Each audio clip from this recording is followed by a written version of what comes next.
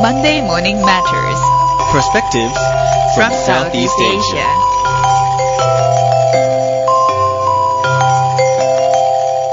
Good morning, this is Arlene. Hi, this is Grace. And you're with us on our Monday Morning Matters, where we bring you analysis from Southeast Asia. This time we are going to stop over in Malaysia, where we discuss on the recent passed National Security Council bill, where the bill focuses on trying to contain threats, especially terrorist threats. But it also gives rise to a focus where human rights violation may be occurred in the sense that the NSC bill might be abused by certain parties. Hence, they are worrisome by human rights groups as well as civil society groups. Anyway, we are going to dissect the NSC bill and see what is it all about. Will it challenge democracy? So, Grace, what do you think of the NSC bill? So basically, just to give the overall view of what happened, was it has, when it comes to NSC bill, National Security Council bill, it's got its own responsibility for each country, and we're talking about Malaysia here. So just to list down the few responsibilities are responsible as the Secretary on the National Security Council and the main committees at the federal and the state level on the issues that involve the national safety, public safety, and crisis and disaster management. And of course, we are very well aware of the recent event, especially when it comes to terrorism. And when it comes to NSC, it is responsible for coordination and execution of safety policies placed under various government agencies to ensure uniformity and in line with the objectives. And of course, in certain aspects, direct to perform these operational duties, certain units such as the Federal Special Official Team, Sabah Labuan, and Search and Rescue Team Malaysia, it's called SMART, serves as execution agency. And then last two responsibilities are, they're also responsible for coordination of steps involved in the crisis situation, public safety, state of emergency and disaster. And lastly, it is responsible in overseeing internal, regional, international development and crisis country, which may impact the whole national safety. So these are the whole responsibilities that National Security Council bill needs to hold. But just a few days ago, on Thursday, December 3rd, this bill was passed in Parliament after perhaps the 6 hour. And of course, a lot of people are saying that this bill was passed in a rush manner, and it only took 2 days to gain the majority vote, with 107 in favor and 74 against this bill. And now it has come to a situation where a lot of people are worried, and especially like you mentioned before about human rights issues, that it falls under this National Security Council bill. Mm-hmm. I want to add more about the government's assurance on the National Security Council Bill 2015. Minister in the Prime Minister Department, Datuk Sri Shahidan Kasim, actually he's mentioned that the law is meant to strengthen the national security, of course, amid with the rise of terrorist threats. And he also assured Malaysia that it doesn't go against the constitution, as claimed by many of the opposition members as well as civil society. He added that the Prime Minister will not call for a state of emergency. He will only call for security areas. And some already mentioned that the areas within Sabah, especially Lahad Datu, could be security areas where the NSC Council Bill might be enforced. And among other things, the new law, when passed, will give the NSC, which will be chaired by the Prime Minister, to declare areas considered to be seriously disturbed or threatened as a security area for up to 6 months at a time. That's a long while, in a way that for government to control an area without any democracy exists. In fact, when you talk about democracy, one of the biggest area that people are scared about is the search and arrest, because the government can search and arrest people or seize belongings and take temporary possession of lands and buildings in a security area without a warrant.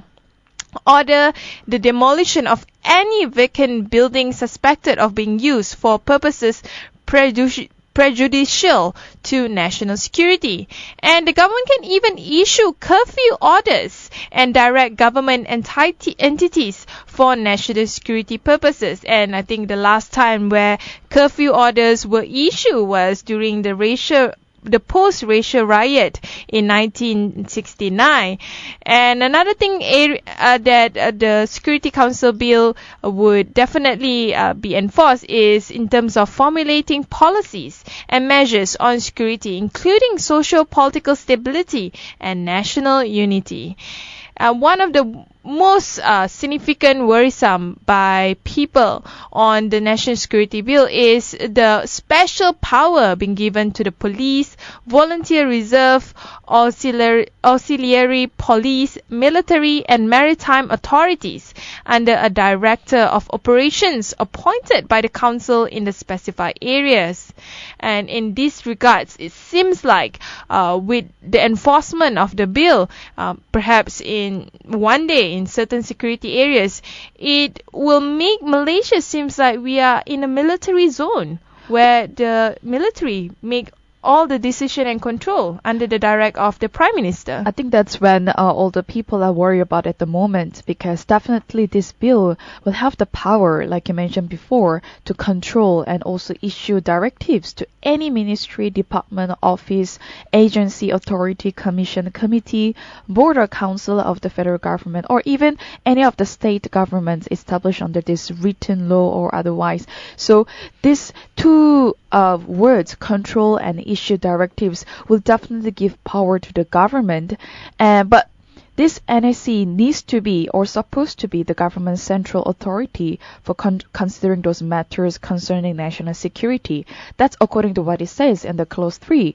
But when it comes to when the government holding this bill and it's already passed on, it will definitely have the control. And there are why we should worry about this NS bill. Perhaps we can discuss about this later, but just to give you guys the whole overview of what NSC is all about at the moment in Malaysia is pretty concerning, and of course there are a lot of opposing ideas and opinions that are flooding in. I totally agree with that. But I want to make a contrast on the National Security Council bill with similar bills in other countries as well. We all need to know that the anti-terrorism laws is not uniquely in Malaysia only. It is also being created countries outside of Malaysia, in US, in UK, and many more other countries. Let me give example of the US. They have their Patriot Act. The act allowed the president to seize property of any foreigner suspected of war or attacks on the US, and tighter border control, and the most controversial one, surveillance by the interception of telephone calls. It may also require banks to stop terrorist money laundering. While in the UK, they have the Anti-Crime, Terrorism and Security Act 2001. It allows for indefinite detention of foreign nationals suspected of terrorism without trial and freezing of assets.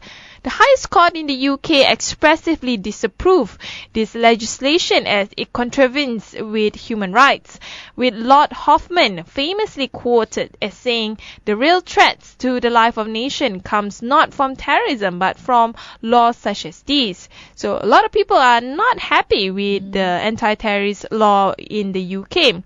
And surprisingly, Canada also have its own anti-terrorist Act, allow for secret trials, preemptive detentions, and expensive security and surveillance powers. Many sunset provisions expired but was renewed in the Combating Terrorism Act 2012 after the Boston bombing was amended to include crimes for leaving Canada to join terrorist groups with increased maximum prison sentence.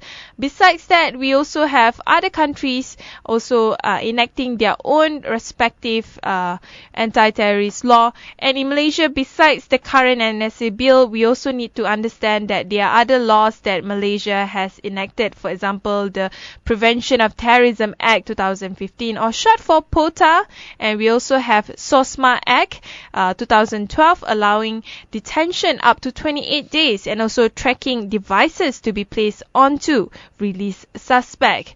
And we besides that, we also have Security Offences Special Measure Act 2012 with the SOSMA, which has somehow gone beyond its mandate, which is to only detain suspect of terrorism, not anyone with a political intention against the government, which is completely different issue to be said again. Actually, just to add on or more facts regarding this National Security Council bill from other countries. One of the countries that just passed the legislation was from Japan.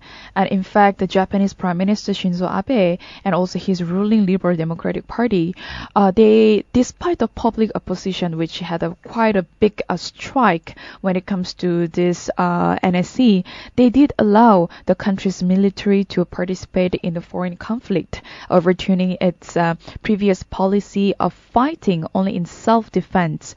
And since then, of course, the people are not really happy with the result, and they have a lot of history when it comes to legislative history, especially it comes to a national security bill.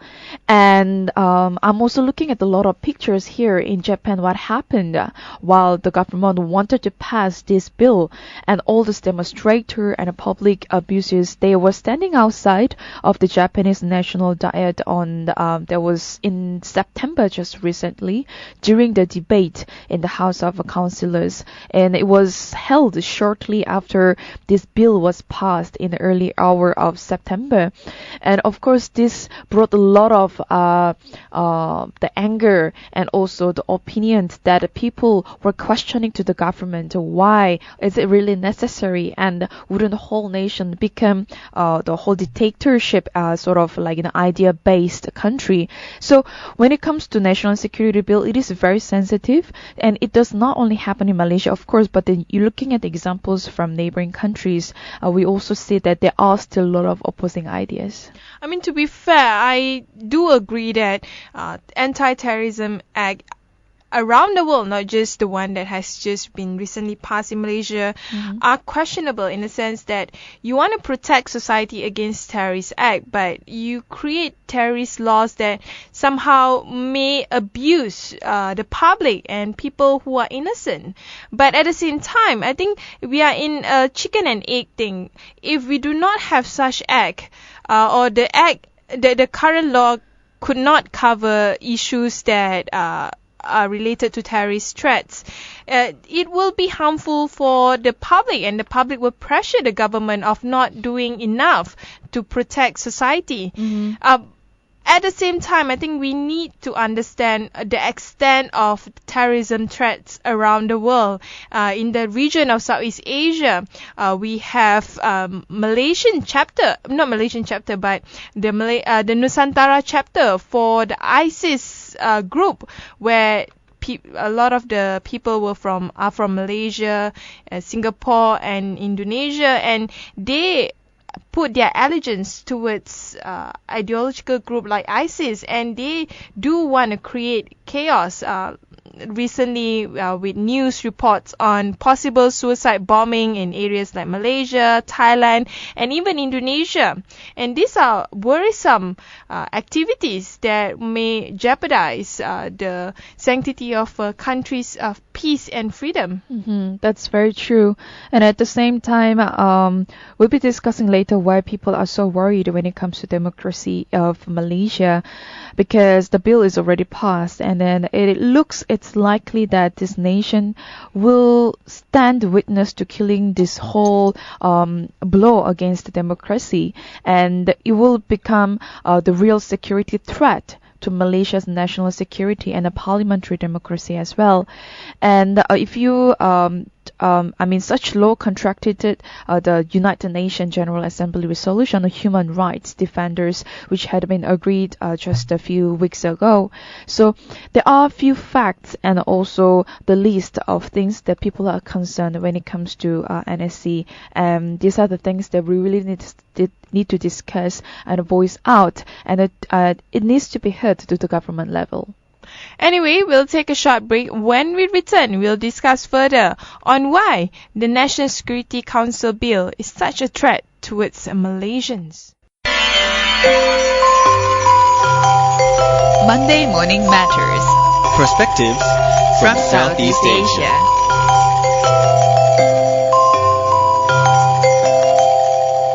Good morning, this is Arlene. Welcome back, this is Grace. You're still with us on our Monday Morning Matters, discussing on the National Security Council bill, whether it is a bill that would challenge democracy or preserve democracy in Malaysia. So moving on to our discussion on our second segment. In our first segment, we discuss the reality of terrorist activities in the region of Southeast Asia, and we explore the different mechanism within the national security bill itself. Right now, we want to discuss further on why the security bill is a challenge or a threat to democracy. So what else that we can share with them? Well, there are a few things that we need to be concerned why about this National Security Council bill, and especially the first one is we talk about the power in the government, and then this is the specific power that we can also mention, which we can say absolute power in the hand of this leadership, which was not really popular for the past few years. And of course, tabling of this bill comes at a time when the country is facing the crisis of this public confidence. The question here is, are we really confident when it comes to the government in Malaysia? And then we had a few other issues, the controversial issues such as 1MDB and also other issues that had ignored all the calls for transparency into the source, and especially using all this 2.6 billion. So that really lost the public's trust and also respect towards the government. And along the way, when this bill came into this place in this country, people are even more concerned about this. And this will really grant and generate even more power, absolute power, to the members of the council, which that includes the scandal, the prime minister facing these calls from the opposition, and also even within his own party to bring him down from the government. And we have other acts that we had before. It's still going on, which is Sedition Act. It's one of the part that the public was not really pleased with it. So all these unhappy issues that's been going on in the country which have not been solved properly. And on top of that, we came with the National Security Council bill that brought a lot of worrisome to the public. I couldn't agree more. When it comes to trust, it is really important. You want to build a country that is strong in terms of national unity, in terms of national integration. Trust is the main important ingredient. And with so many scandals that the government is involved, especially the scandals within the Prime Minister's office, a lot of people are beginning to suspect that acts such as POTA and now the National Security Bill is only going to hamper and repress society from voicing out their concern. Freedom of expression is really critical in a country that is developed, and for Malaysia to go beyond just developing country status, we need to preserve certain human rights. I wouldn't say it's luxury, I would say it's basic needs, and one of it is freedom of expression.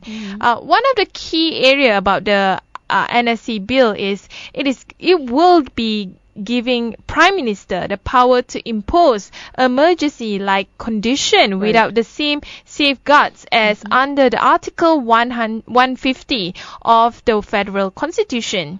The Yang Pertuan Agong must be satisfied that there is a need for a declaration of emergency, whereas with the National Security Council Bill, it does not, and I say with a capital does not, require the Agong's consent for an area to be declared a security area. Mm-hmm. In fact, the bill will, while providing special powers to security forces deployed to a security area, it will also make the NSC Putrajaya's central authority for considering matters concerning national security. The bill tasks the NSC with formulating policies and strategic measures relating to national security. This includes sovereignty, territorial integrity, defense, social, political, and economic stability, strategic resources, and national unity. It will empower to control the coordinate government entities on operation concerning national security and issues directives to them on this matter. So in addition to that, you mentioned about freedom of speech, and it's getting lesser and lesser. And true enough, when you think about it, the whole public, most of us, we have grown up in the climate of fear, practicing our own self-censorship in what we say or in what we do even. And it is only in the past decade, the country that has seen the growth in the civil society movement and an even greater, more active participation of this rakyat in the country's political processes. So with this NSC bill, I mean, just like all these restrictive laws that we have, it threatens to return the whole nation to an era where we call about the stability is used as a justification for the oppression of all this dissent. I mean, look at it. This is really something that Malaysian might not be able to prepare itself. Let's say you declare an area as a security area, and the security personnel can simply do anything on it without any repercussion. In fact, the NSC, the Director of Operations of any member of the security forces or the personnel of other government entities will be protected from legal proceedings and suits relating to any act, neglect, default, or omission done or omitted by them in good faith in such capacity. What if they do some certain crimes against the public there rather than terrorists? They will not be charged at all, and this is really worrisome. It is worrisome. So are we safe to say that with this bill like NSC, it is sort of the backward thinking from the Malaysians' decision? And is it really a clear an act with a little regard to the social and economic implication of the next generation? Because we are all in the highly competitive world, and the nations that are going forward with the dynamic society that encourages the creativity and the political economic competition are the ones that will surge ahead. But the bills like this just coming along continuously will just hold us a certain place, not without moving forward for the betterment of this whole nation. This is a shocker to Malaysians because we have always been living in a very peaceful environment, and to have a law like this is somehow trying to say that Malaysia is becoming a terrorist nest, and it is not safe anymore, and this is not good in a country where people have been living a very stable and multicultural integration with each other. One thing I want to highlight about the Prime Minister's power, it can actually formulate regulations for security areas to control the movement of people and vehicle. And when things like this happen, that means that the country is in high alert of terrorist activities. And it will create only uncertainty, worrisome, and feeling of insecurity among people. Anyone who violates the regulation will face imprisonment up to 5 years or maximum fine of 10,000 ringgit. Talking about the council, who is heading the council besides the Prime Minister, who acts as the chairman? We have the Home Minister, the Inspector General of Police, Communication and Multimedia Minister, Chief Secretary, Chief of Defence, and Defence Minister. They are the one who would definitely take the cost of how NSC bill would be in the future when it's being implemented. And this is something that is worrisome to society, because you are consolidating powers to very few people. In fact, it's like, I would say, less than 10 people to control how Malaysia's security would be.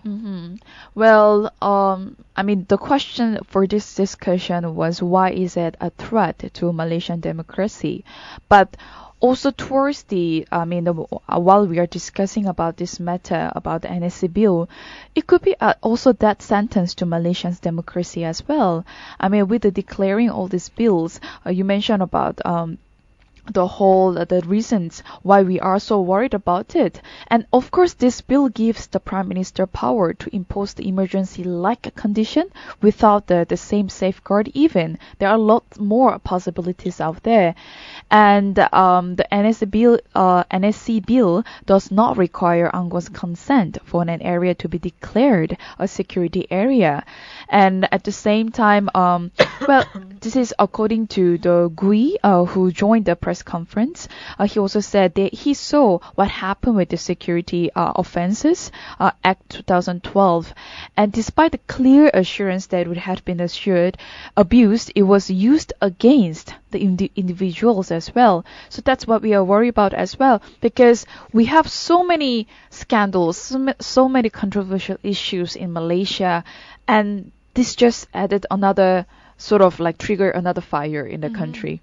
I want to specify on the security area, because the possible security area, according to DAP's Sri Tanjung Assemblyman Chan Foon Hing, he's concerned over the fact that the East Sabah Security Zone might become the first security area under the controversial newly passed National Security Council bill.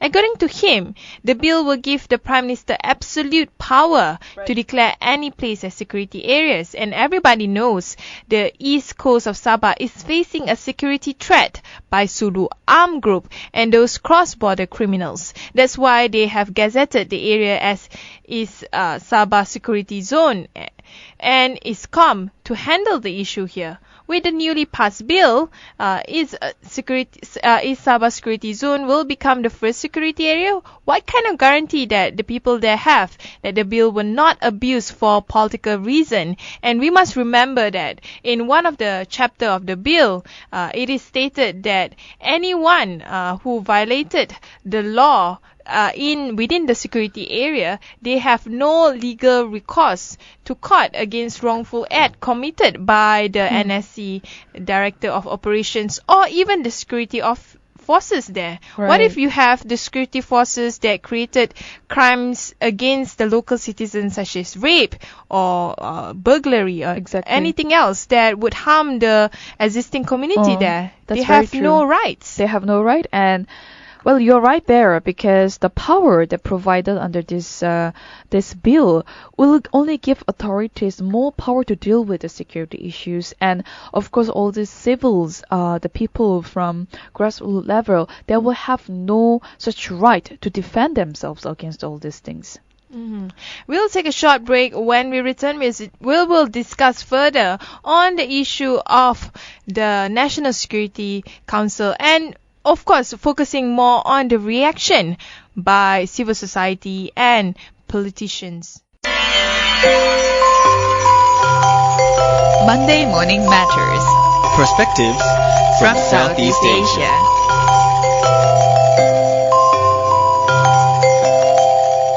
Good morning, welcome back. This is Arlene. Hi, welcome back. This is Grace. So, on our third segment of the discussion on the NSC bill, there were many reactions by civil society regarding on the NSC bill. Of course, majority, if not all of them, say that the new NSC bill will establish, quote-unquote, a dictatorship rule.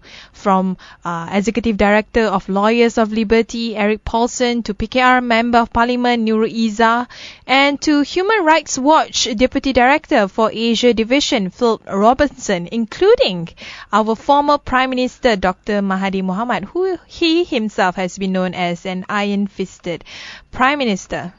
And we also have this question that, can we still stop this bill National Security Council bill, or is there any no possibilities at all when it comes to this? Because it's already passed on, and then it's just a matter of implementing and then see what's happening. But then, like we have discussed before, it is a threat to Malaysia's democracy and as well as to the public at large scale, and this brings a lot of discussions and also opposing ideas when it comes to the reality of Malaysia when we had a lot of issues going on still.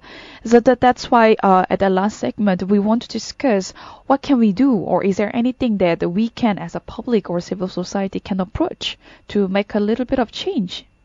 Well, interestingly, we can't. If you follow the petition that has been going around on change.org, apparently under the petition, it hasn't been passed on the upper house, although it has been passed in a hasty manner of the bill on the lower house. As we all know, during the passing of the lower house, it was debated in the wee hour, and it was passed on a vote of 107 to 74 in favor of the National Security Council bill. Right. And the opposition politicians have been fighting really hard during the passing of the bill. In fact, according to some of the excerpt of the lower house debate regarding the bill, Lee Guan Eng attempted to refer the bill to a select committee which was provided under the standing order of 54(2), but it was rejected by the Deputy Speaker Datuk Sri Ronald Kindi on grounds that the motion should have been tabled before the vote was taken. And during the debating rounds, N. Surindran from PKR dubbed the passage of the bill in Parliament. He said that legislation by ambush and questioned the repeated need for bills to be rushed through the August House. And he said among the worrying provisions in the bill was that there would be no limit to the area declared as security area, no legal redress for abuse of power by security forces, and no inquest into death in the security area. And well, just to add on that, even though the bill was passed on, you mentioned it was not fully agreed upon, but it has a possibility of delaying the bill for about 12 months during which debates and all these activities to highlight the controversial provisions of the bill may be organized to enlighten the whole public. But under the Article of 68 of the Constitution, the Dewan Negara had no power to throw away the bill, which it will give the extensive power to the Prime Minister through the NSC. That's why they will impact the whole constitution. But then once the bill was passed at the upper house, the next line of defense would be the Yang di Pertuan Agong, as it would be presented to him for his assent under Article 66(5) out of the constitution. So under this Article 66 4A of the Federal Constitution states that the bill will become a real law after 30 days, even if Agong does not assent to it. So Agong may refuse to sign the bill, and this will provoke the whole crisis. And this is because when you study about the history in 1994, Tun Dr. Mahathir Mohamad amended the constitution allowing the parliament to bypass the Agong. But then we also had a problem along the procedure, of course. But when it comes to this, it is very obvious, and it is very it is already proven that the government has already the power to control the whole nation, and especially with this NSC, National Security Council bill, that will even give more authority and a power to the government. But there is a possibility because it's only approved by certain levels. But even a small change that we can make to make sure that our voices are heard to the government level will help a little bit of give the positive vibe to the government, and also perhaps another communication or debate session. I want to add on with the comments by Human Rights Watch, Phil Robertson, because he has been monitoring Malaysia's repressive laws, including the previous laws that were being enacted quite some time. And he mentioned that given the incredible range of broad and abusive laws already being used by Prime Minister Datuk Sri Najib Razak and his government to arrest and harass government critics, the breadth of the bill's language is truly frightening. The law is far broader than can be justified by any real threat to Malaysia's national security and creates a real risk of abuse in the hands of Prime Minister Najib and his embattled government. Now we know that the path to Malaysian dictatorship looks like.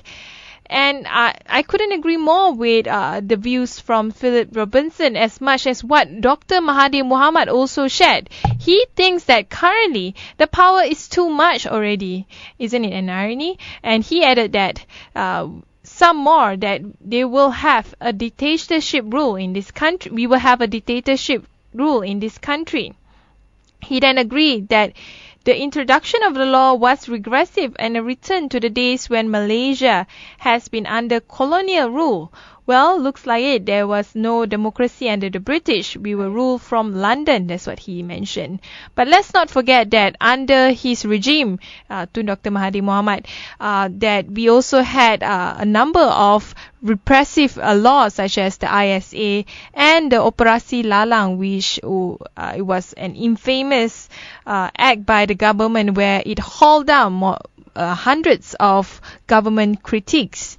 And Najib could be the best student learning from Tun Dr. Mahathir Mohamad. Well, you talk about this potential abuse of this law is pretty unsettling. I mean, we never had this law that provides the wider powers in hands of these few executive elites.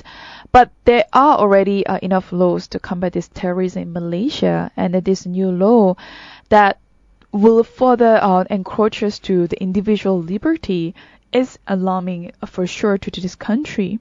And then the fact that this bill was passed on in the rash manner, and that also gives a lot of we can come up with a lot of opinions from there. That was it really considered and then studied properly before it was passed on.